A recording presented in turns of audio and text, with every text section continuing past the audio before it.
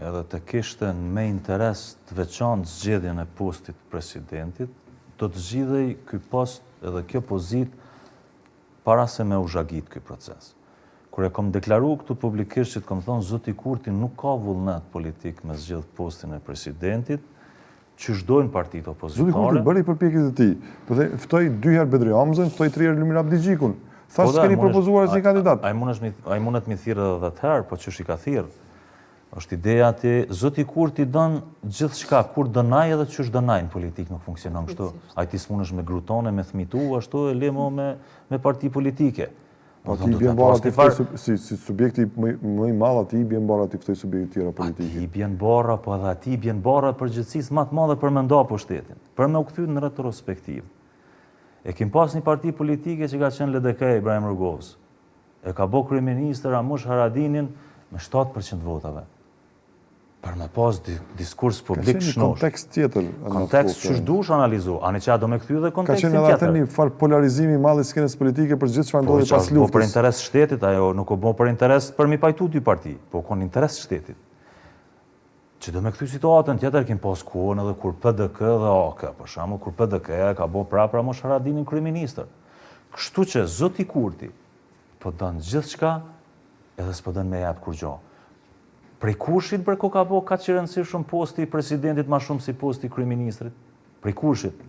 Prej që ka orë zoti Kurti në pushtet. Ideja e kësojna, nuk është që zoti Kurti nuk ka mundësi me zgjedh. Sonte zoti Kurti ka mundësi me zgjedh, është i pabesueshëm.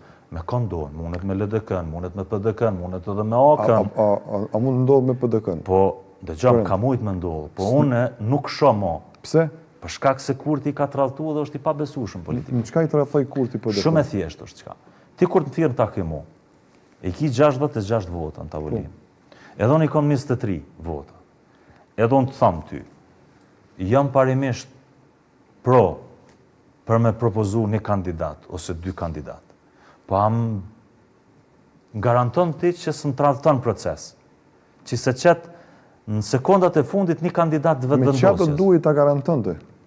Me fjalë, more zoti Visoka, Zoti Kurti s'ka besueshmëri. Që shumë thjesht. Çka nëse zoti Kurti çat natë për shembull i kishton PDK-ja kishte 2 emra.